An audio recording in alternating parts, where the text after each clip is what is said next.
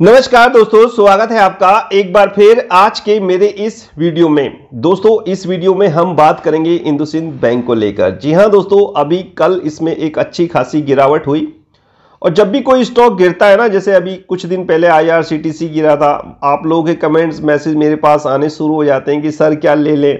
मैं मना करता रहता हूं। मैंने कहा भैया अभी इनको छेड़ो मत, हाथ मत लगाओ। तो आप लोग बड़े उत्सुक हो जाते हो, बड़े साहब आतुर हो जाते हो उन चीज़ों को लेने के लिए। यार मुझे भी अच्छे लगते हैं, ये निफ्टी 50 का हिस्सा है, एक हिंदुजा ग्रुप का बैंक है इंडसइंड बैंक, अच्छी कंपनी है, कोई दिक्कत परेशानी वाली बात नहीं है, मुझे भी अच्छे लगते हैं। लेकिन मैं क्यों मना कर रहा हूँ, इस चीज़ को थोड़ा समझने की कोशिश करा करो। और यही चीज़ मैं आज इस वीडियो के माध्यम से आपके साथ डिस्कस करूंगा कि हमें जब ऐसी गिरावट होती है तो क्या चीज सीखनी और समझनी चाहिए जो भविष्य में हमारे काम आए। तो यही चीज तो मैं अपनी क्लास में अपने व्हाट्सएप ग्रुप पे, टेलीग्राम चैनल पे यही सारी चीजें तो बताता रहता हूं कि भैया निफ्टी के स्टॉक से दूर रहो, निफ्टी के स्टॉक से दूर रहो, निफ्टी के स्टॉक से दूर रहो। क्यों रहो, अभी आपको पता चल जाएगा।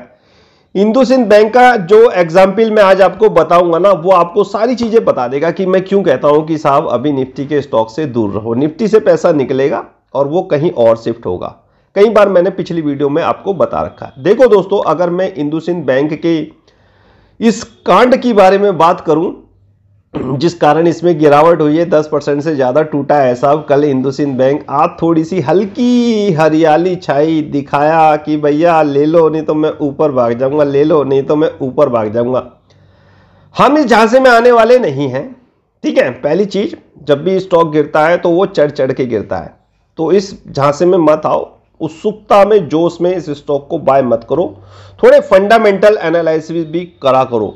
देखो कि ये स्टॉक महंगा तो नहीं है, 500 की बुक वैल्यू है, 1000 में हम ले रहे हैं, तो क्या महंगा है? बिल्कुल महंगा है। भले ही चाहे निफ्टी 50 का हिस्सा है, अच्छे ग्रुप को बिलोंग करता है, तब भी दोस्तों महंगा तो महंगा है। और चीज हमारे पे अपॉर्चुनिटी बहुत है, हम वहां जाएंगे, अपना पैसा वहां बनाएंगे, ठीक है साहब। जो इसमें प्रोमोटर की होल्डिंग है मामूली सी 14 या 15% के आसपास है, और 45% इसमें प्रोमोटर का जो हिस्सा है वो प्लेज है, यानी पैसे की जरूरत थी, इस वजह से इन्होंने अपना हिस्सा प्लेज करा। कहानी क्या हुई इसमें इंडसइंड बैंक में दोस्तों? कहानी क्या हुई, एक विसल ब्लोअर, एक ऐसे लोग होते हैं जो गुमनाम होते हैं, विसल ब्लोअर के नाम से ये लोग जाने जाते हैं। ऐसा नहीं है कि विसल ब्लोअर आज ही इसी इंडसइंड बैंक के बारे में जानकारी दी, बहुत बार कई बार इन्होंने जानकारी दी है। 2018 में ICICI बैंक में साहब जब चंद्रा कोचर जी हटाई गई थी, उसमें भी साहब इनका बड़ा महत्व योगदान रहा।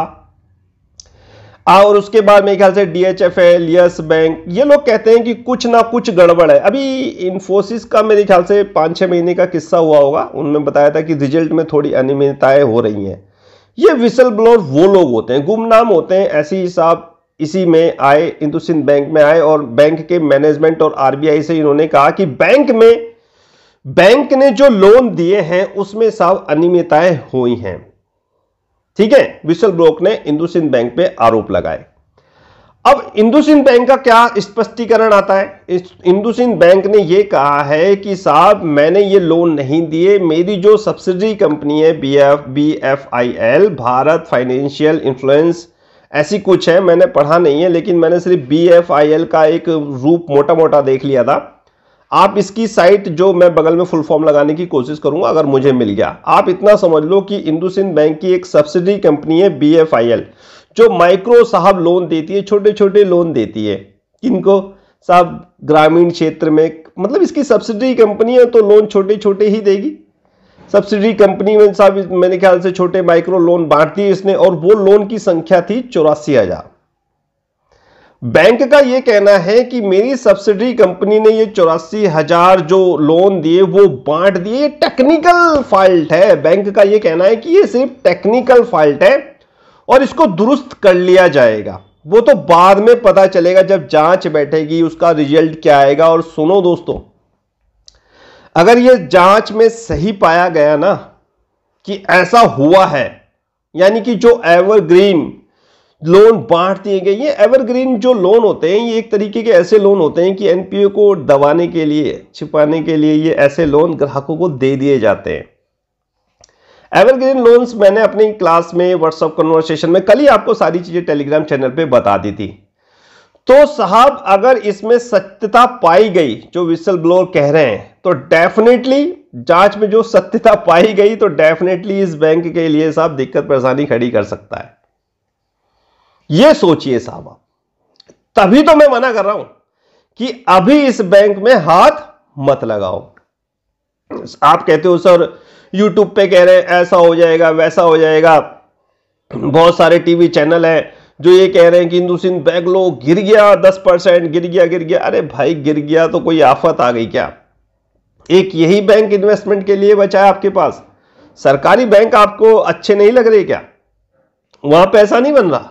कल कैनरा बैंक में अच्छा खासा पैसा बनाया, यूनियन बैंक में अच्छा खासा पैसा बना आज, और इंडियन बैंक में अच्छा खासा पैसा बना। वहां पैसा नहीं बन रहा। जरूरी है 1000 की चीज लेनी? जो चीज आपको यहां कमा रहे हो वो साहब इंडियन बैंक में जाके कमा लो, कैनरा बैंक में जाके कमा लो। तो अगर सत्यता की पुष्टि हुई तो डेफिनेटली दोस्तों इस बैंक को दिक्कत परेशानी हो सकती है, और मैं इसीलिए आपसे कह रहा हूं कि अभी इस बैंक से दूर रहो। बैंक अच्छा है, ग्रुप को बहुत अच्छे ग्रुप को बिलोंग करता है, हिंदुजा ग्रुप को बिलोंग करता है, निफ्टी 50 का हिस्सा है, लेकिन साहब महंगा है। वही कहानी आ जाती है। IRCTC अभी कुछ दिन हुए हैं गिरा था, पंप एंड डंप। अब इस हिंदुस्तान बैंक में आपको पता है, मैंने आपको इसकी थोड़ी सी बेसिक फंडामेंटल बता दिए कि स्टॉक थोड़ा सा महंगा है। पहली चीज इसमें देखो शेयर होल्डिंग पैटर्न क्या कमाल का है। मैं आपको कहता रहता हूं ना कि निफ्टी के स्टॉक से दूर रहो, FII का पैसा निकलेगा, निफ्टी के स्टॉक से दूर रहो, FII का पैसा निकलेगा। वो इसलिए कहता हूं कि ये जो हिंदुस्तान बैंक का जो शेयर होल्डिंग पैटर्न बगल में लगा रखा है, इसमें 51% होल्डिंग बड़े बड़े खिलाड़ियों की है। FII जो विदेश में बैठे हैं, दबा के माल लिया हुआ है।